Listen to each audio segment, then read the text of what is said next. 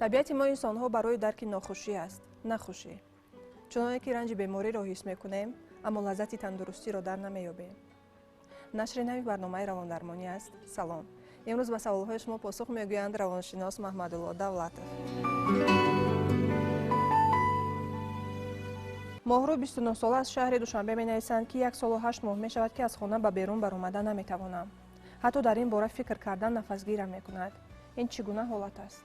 инсон ҳамеша дар тӯли ҳаёташ зери таъсири ангезаҳои олами беруна мемонад, бо ҳодисаҳои гуногуни ҳаётӣ рӯбарӯ мешавад ва ин ангезаҳо метавонад инсонро ба ҳолатҳои гуногуни рӯҳӣ яъне гирифтор намояд. аз ҳамин нуқтаи назар метавонад ин ҳолати хурсандӣ бошад, ҳолати ғам бошад,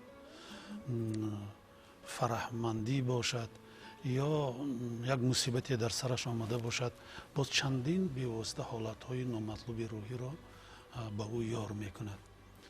умуман инсон ҳамеша ба сӯи шодӣ мутаваҷҷеҳ аст, аз ғаму ғусса гурезон. ва дар нафаре ки бевосита ба мо суол гузоштааст, агар мо як таҳлил бикунем, пас маълум мешавад ки ин нафар одам дар ҷараёни ҳаёташ дучори ангезаҳои гуногуне гаштааст ва ё муваффақ нашудааст дар зиндагӣ, ё ягон кораш нобарор аст, ё ягон ташвиши муайянеро дорад ки он ҳеҷ ки ҳалли худро пайдо кунад. аз ҳамин нуқтаи назар ин ангезаҳо ҳамеша дар майдони хаёл ва тафаккури ин нафар одам ҷавлон мекунад, чарх мезанад ва ӯ аз ин номуваффақиятҳо, нобарориҳои гуногун ва дигар масъалаҳое ки ҳолати равонии ӯро ба вуҷуд овардааст, ташвишовар кардааст, берун баромадан аз хона дар ҳузури одамон будан лозим намедонад. ва ҳаминро дар адабиёти равонӣ бо чанд ҳолати равонӣ, ҳолати рӯҳӣ ё худ ҳолати психикӣ тавсиф медиҳанд. агар инсон дар ҷараёни ҳаёташ ин ё он мақсадро гузоштасту вале мутаассифона ба он расида натавонистааст, яъне дар ҷараёни ба мақсад расидан ба монеаю душвориҳои гуногун дучор гарда шудааст ва ӯро дилхунук намудааст аз мин баъд иҷрод намудани ин амалу ин кору ин мақсад, он гоҳ ин ҳолатро дар адабиёти равонӣ ҳолати фрустратсионӣ мегӯянд. ин маъноро дорад ки дар ин ҳолат инсон тамоми нақшаҳояш вайрон мешавад, дилаш хунук мегардад, ноумед мешавад. яъне ба таври дигар ин мафҳумро, яъне ҳолати фрустратсиониро ҳамчун як ҳолати маъюсӣ, ҳамчун як ҳолати ноумедӣ тавсиф додан мумкин аст. дар баробари ин вақте ки инсон гирифтори чунин як ҳолати равонӣ, ҳолати воқеан ноумедӣ мешавад, маъюсӣ мегардад, он гоҳ як ҳолати дигари равонӣ аз ин ҳолат тавлид меёбад ки онро дар адабиёти равонӣ бо номи ҳолати апатия мегӯянд. яъне як ҳолати як ҳисси бефарқ, бетафовут нигари зуҳур кардан дар ҳамин шахс мешавад ки ӯ нисбат ба ҳаёти манбаъдии худаш бетафовутӣ зоҳир менамояд. аз ҳамин нуқтаи назар ӯ ба берун намебарояд. ин ҳолатҳо одамро танҳоӣ дӯст мекунад, қатъи муошират сурат мегирад, одамонро дидан намехоҳад, зеро дар назараш чунин метобад ки одамон ба ӯ баҳодиҳӣ мекунанд, кораш муваффақ нашуд, чунин ҳолат ба гирифтор шуд ва ғайра ва ғайра. яъне ангезаҳои гуногун ин хоҳари азизро ба ин ҳолат овардааст ки барои мо наравшан аст ва ман фақат чандин сабабу ангезаҳоро айни замон ишора кардам. 1 солу 8 моҳ ин муддати бисёр ҳам тӯлонӣ аст ва тибқи он маълумотое ки аз сомонаҳои интернетӣ пайдо намудам, ин як нав беморӣ аст. як ҳолати равонӣ ҳамин аст ки агар ки ӯ бевосита ба берун набарояд, тарс аз одамон бошад, он гоҳ در حقیقت باز لازم می آید که پیش واقعا روانشناس آید، در اساس مشق‌های معینی روانی با او کار میکند و اگر این در زمینه ترس صورت گرفته باشد، یعنی سبب 1 سال و 8 ماه رفتن، این حالتی است که بر دوام است، این یک حالت خرونیکی شده میتواند و این میتواند از پی خود استرس های گوناگون را، حالت های دیگری پرشدت روحی را به وجود آورند. او حتما به واسطه به نزد روانشناس آید و حتما از توصیه های روانشناس بهره بگیرد، وگرنه این حالت ها میتوانند بسیار هم مرکب شدن گیرند. یعنی علاج و اصلاح و درمان به این خیل حالت ها همیشه وجود دارد. در این برابر نفرانی هستند که از روشنایی انیق‌تر است، از نورهای آفتاب ترس دارند. این چگونه حالت است؟ انسان در جریان واقعا فعالیت حیاتیش بارها از نورهای گوناگون به واسطه یگان آسیب گرفته است، یگان تأثیری معین گرفته است، متأثر شده است، یگان آسیب جسمی حتی اگر گرفته باشد، تأثیرش در حالت جسمی او صورت گرفته باشد، حالت روانی او فرض کنیم اگر یک حالت پرشدت روانی را به وجود آورده باشد، بگذار وای ترس را به وجود آورده است، یعنی این نور باعث به وجود آمدن یگان ابیکتی شده است که اون ابیکت به واسطه به او تأثیر میرساند. بگذار وای روشنی اگر پرشدت صورت گیرد که ابرازهای معین را در سطح پوستلاخ معینه سر او به وجود می آورند و این منتظم به عمل می آید، صورت می گیرد و همین طریق میگه که یک نوع تأثیری منتظم و بردوام روشنایی در به وجود آمدن ابرازهای گوناگون و منظرهای گوناگونی به واسطه ترساور به واسطه سبب می شود و در این حالت هم یک نوع به واسطه دخالت به واسطه روانشناس ضرور است. بنابراین یک نوع ترس از تاریکی به وجود می آید، یک ترس از روشنی به عمل می آید، ترس از بلندی، ترس از پستی، ترس از پرواز و غیره و غیره صورت می گیرد. همه این زیر تأثیری همون انگیزه ها است و بعضا خصوصیت فردی هم دارد. انسان های گوناگونی که بسیار سیستم عصبی سست را دارند و هیجان و بازداری در آنها نسبتا سست‌تر ظاهر می شود، اکثر وقت تأثیر روشنی، تأثیر بگذار تاریکی و دیگر انگیزه هایی که وجود دارند بیشتر با آنها اثر می کند و بیشتر همین گونه آدمان از این گونه انگیزه ها متأثر می شوند.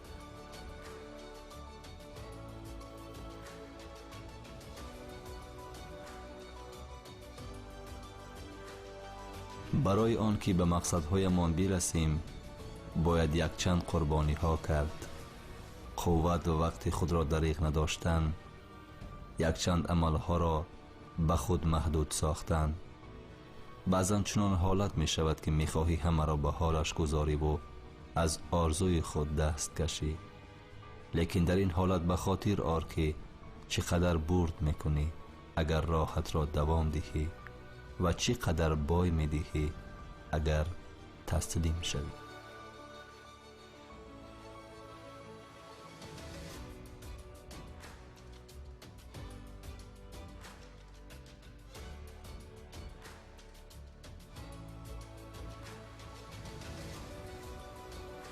میگویند که نفرانی که در زیر آفتاب بیشتر سیر و گشت میکنند به نظر خوشبخت‌تر مینمایند. آیا این یگان حقیقت دارد؟ عموما وقتی که ما درباره روشنی گپ میزنیم، روشنی خودش یک خصوصیت خیلی مهم روانی را دارد. رنگ سفید، سفیدی صبحی که به واسطه دمیده می شود و دیگر حالت های گوناگونی که با روشنی علاقمند است، خصوصا شعاع آفتاب که به واسطه یک روشنی خیلی خاصه را دارد و نورهای بسیار هم خوبی تأثیر رسان و با ارگاریزم می رساند، اونگاه انسان در این حالت با حالت های گوناگونی روانی گرفتار می شود. فرض کردیم اگر انسان یک مدت زیر تأثیری خنوکی باشد، نور آفتاب برآمد، نور آفتاب به او اثر کرد، رخسارهایشان گلگون گشتند، یعنی قیافه تغییر یافت، چهره تغییر می یابد به بدن انسان گرمی می دهد و این گرمی آدم را فعال می نماید. پس نگرید که هر یک و خاصتا شعاع آفتاب تا چه اندازه می تواند به یک جسم انسان تأثیر رسانده، باز حالت روانی را در این جسم انسان که برنده همین جسم و همین حالت روانی است به وجود آورد. بنابراین بسیار وقت شعاع آفتاب خصوصیت درمان بخشی را پیدا می کند. نورهای گوناگون آن در حقیقت درمان می بخشد و ساحه معینی هم هست که توسط این نورهای گوناگون و شعاعهای گوناگون آفتابی به واسطه به انسان درمان می بخشد. شهباز 21 ساله می نویسند که وقتی که شب تنها به کوچه می برایم گمان می کنم که کسی مرا پیگیری می کند. هرچند می نگرم اما کسی را نمی بینم. وقتی که انسان به بیرون می براید، بگذار باید در حالت تاریکی است یا در یک جایی که کم آدم است، آنگاه حالتهای گوناگون روانی با او یار می شود. فرض کردیم اگر که انسان به تاریکی براید، در تاریکی یگان انگیزه دیگری وجود ندارد که به او تأثیر رساند، ولی انسان ضمن تخیل خودش، ضمن خیالات خودش و تفکر کردن خودش می تواند انگیزه ها را آفرد. فرض کردیم که در تاریکی وقتی که می درآید یگان انگیزه نیست و به انسان یک حالت معینی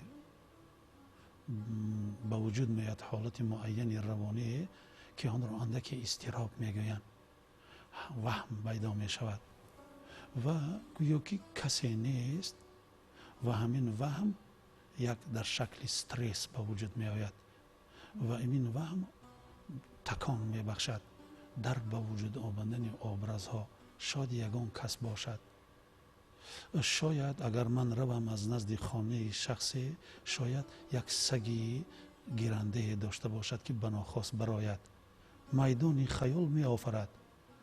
یعنی انسان تیز به میدان خیالش رو می آورد. وگرنه اگر چنین شود چی؟ با این سوالها میدان که همچون انگیزه به میدان خیال می رود و این مرکز را ناآرام می سازد، فعال می گرداند، به حرکت می درآورد و انسان می بافد، ایجاد می کند و گویا که کسی از پسش عین زمان آمده است یا شاید که کسی از پیشش عین زمان براید. بگذار وی حیوان است، بگذار وی انسان است یا یگان ابراز دیگری را خودش می آفرد. اگر واقعی هم نباشد اونگاه آفریدنش ممکن، ولی در یک حالت دیگر می رود که روشنی پیدا می شود و می بیند که واقعا نیست این ابراز. پس این نتیجه آفریده او و ایجادیات او به شمار می رود. یعنی انسان این حالت را در ادبیات روانی ادراکی برغلط می گویند، فریبی نظر می گویند. نظر این آدم فریب خورد و با سخته جدی تر گوییم در ادبیات روانی این حالت را با مفهومی ایلوزیا افاده می کند. یعنی ادراکی برغلط در انسان، نظر فریبی به وجود می آید و بارها این کار شدنش ممکن.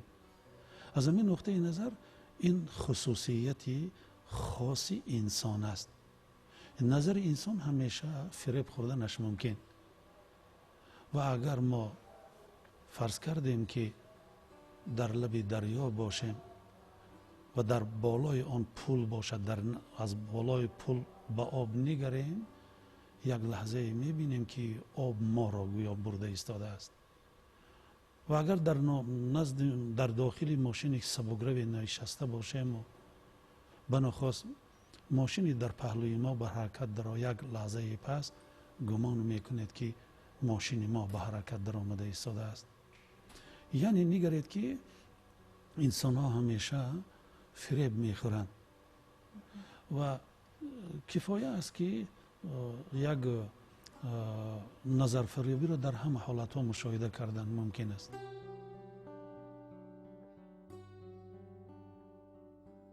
انسان برای به دست آوردن صبر و بردباری و همین طور رسیدن به حکمت و دانش سودمند باید سرد و گرم زندگی را بچشد و از امتحانات زیاده سربلند بیرون آید. کامران 27 ساله از شهر خوجان می‌نویسند که هرچند که نقشه‌ها می‌کشم و راه‌های آن را عملی نمودن را معین می‌کنم ولی عمل کردن نمی‌توانم. چگونه خود را به حرکت درآورم؟ در علم روانشناسی یک مفهوم است و آن مفهوم میگوید که انسان باید در جریان آن که یک مقصد میگذارد و آن را به نقشه میگیرد و میخواهد که آن را اجرا کند، یک عنصر را باید به انابت گیرد: سعی و کوشش. و همین سعی و کوشش باید کرد و در همین جا یک عنصر دیگر این برادر عزیز ما باید به حساب گیرد.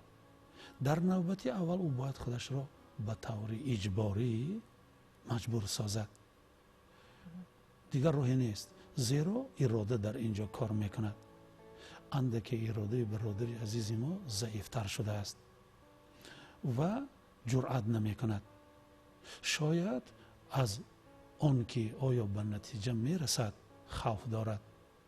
شاید ازودش میبراید یا نمیبراید. سوالها در پیشش پیدا میشود. در معینه سرش این سوالها جولان میگیرد. بنابراین اینها به او امکان نمیدهد که آغاز کار را بکند. خب میشود که خود را مجبور سازد و بگوید: ای کامران، کو قدم اول را اکنون گذار، طفیل خود تلقین، خود را مجبور سازد. و این تکان است به او. این دیگر دارو ندارد. انسان خودش را در نوبت اول مجبور می سازد و یک باره دیگر هم توکل می کند و بعدا می بیند که قدمش خوب است و هیچ گونه عاقبت نداده است. قدم دوم را می گذارد و می بیند که راهی انتخاب کردهش در اجراش ثمره می دهد. بگذار کمی هم باشد، الحال نتیجه بخش است و او باور می کند به خودش.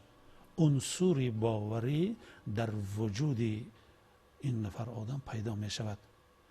دیگر قسمت کار، دیگر کنچه ترس کنار شد، شبهه ها کنار شدند. بنابراین دیگر باوری به اصول انتخاب کرده اجراش پیدا می شود و او به اختیار ادامه اجرا شوی کار را با همین اصول انتخاب کردهش ادامه می دهد و واقعا به مقصدش می رسد. بهترین راه خلاصی از بحران روانی را عالمان دانشگاه اکسفورد در مطالعه کتاب می‌بینند. در علم روانشناسی قاعده آهنین موجود است: وقتی که بیشتر انتظاریم کمتر به دست می‌آوریم و برعکس، هنگامی کمتر انتظار بودن از بودش زیادتر به دست می‌آید. بخش دلایل‌های جالب شما را انتظار است.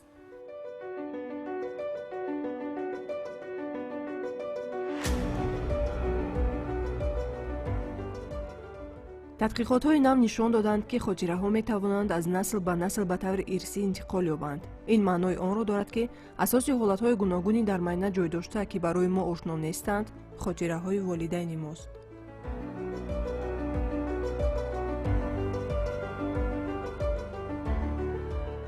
ضرر تنهایی طولانی برابر به استفاده 15 دانه تماکو در یک روز است.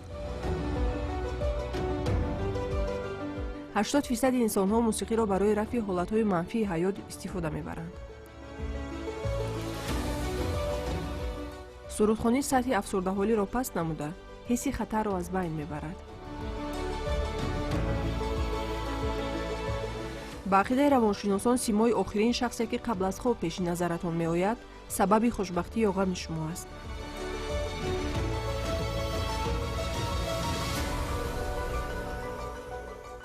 روانشناسان اثبات نمودند که آنهایی که خود را بی‌پروا نمود می‌کنند، در اصل دائما در فکر این یا آن مسئله و مشکلات‌های جای داشته‌اند. صدای فوران و بلند موسیقی به انسان‌ها احساسی راحت، آرامی و خوشبختی می‌بخشد.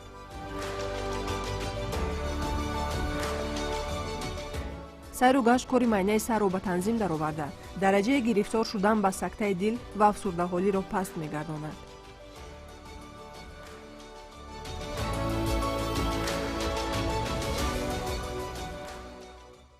бинандаҳои азизи телевизиони Тоҷикистон, ёдовар мешавем, ки барномаи равондармонӣ барномаи худи шумо аст ва шумо метавонед тӯли ҳафта саволҳои худро ба унвони барномаи мо равон намоед. Ба ҳамаи саволҳои шумо равоншиносони мо ҳатман посух мегӯянд. Меҷгона 19 сола менависанд, ки мегӯянд, ки номи инсон ба хислату рафтори ӯ таъсир мерасонад. Оё ин ҳақиқат дорад? инсон вақте ки ба дунё меояд ва як қатор вазифаҳои муайян бар дӯши волидайн пеш аз ҳама меафтад ва яке аз ҳамон вазифаҳои волидайн номгузорӣ ба ҳамин навзод аст, ба ҳамин фарзанде ба дунё омадааст ва ҳамеша дар ҷустуҷӯи номҳои мувофиқ мешаванд, хуб мешаванд, аз ёру дӯстон маслиҳат мепурсанд, ба китобҳо муроҷиат мекунанд, ба олимон муроҷиат мекунанд ва психологон яъне равоншиносон дар ин қисмат чӣ андеша доранд ки оё метавонад таъсири муайян расонад? муҳим он аст ки инсони бохират эътибор ба муҳтавою мазмуну мундариҷаи номаш бикунад, таваҷҷӯҳ зоҳир намояд ва агар номи ӯро гузошта бошанд рустам, фарз кардем, пас рустам кӣ буд? ӯ бояд бидонад, таҳлил бикунад ва кӯшиш кунад ки мувофиқ ба номаш сазовор шавад, ба мазмуни номаш сазовор шавад. дар он ҳолат ном дар тарбияи соҳиб ном таъсираша гузошта метавонад. вале агар ман номи накӯ гузорам вале мутаассифона эътибор ба номаш надиҳад, мазмуни номашро надонад ки баромадаш аз куҷост, чиро мехоҳад аз ӯ ин ном. агар мо ҳазор номҳои баландро гузорем, аммо рафтори ин нафар одам мутаассифона зимни таҳлил бо номи худаш сурат нагирад, мувофиқати ном бо ин соҳиб ном ба амал намеояд. яъне мо равоншиносон ҳамеша ба ақлу заковати соҳиб ном такя мекунем ки номро ба ту гузоштанд, ба чӣ хотир, пас мебоист ки сазовор ба ӯ шуд. ва ҳамеша дар тӯли ҳаётат, дар барномаи ҳаётият ин номро ҳифз кун, сазовор ба он шав ва мардум ба ту баҳо бидиҳанд ки воқеан рустами замон шудааст. ва агар нашуда монад, чӣ фоида аз ин номгузориҳои баланде ки мо мегӯем? дар поёни барнома ба бинандаҳои мо чӣ тавсия медиҳед? инсон дар тӯли ҳаёташ зери таъсири ангезаҳои гуногуни ҳаётӣ мемонад. аз он шод мегардад ё ғамгин мешавад. равоншиносон як тавсие доранд дар ҳамин ҳолат. мегӯянд ки агар шод ҳастӣ, оҳиста биханд то ғам бедор нашавад ва агар ғамгин ҳастӣ, оромона гирья кун то шодӣ ноумед нагардад. пас бигзор инсонҳо ҳамеша ин дастурамали равоншиносонро дар ҳаёти худ интихоб кунанду амалӣ созанд. дунё дар худи мост. ҳар ки бар худ мусаллат шуд, дунёро ба итоат медарорад. бинандаҳои азиз, ин буд он чанд лаҳзае ки дар ихтиёр доштем. шумо метавонед тӯли ҳафта саволҳои худро ба почта электронӣ ё телефонҳои мо ки яъни замон рӯи экранҳои шумо намудор аст равон намоед. ба ҳамаи саволҳои шумо равоншиносони мо ҳатман посух мегӯянд. худ ва наздиконатонро эҳтиёт кунед. то дидори дигар, саломат бошед.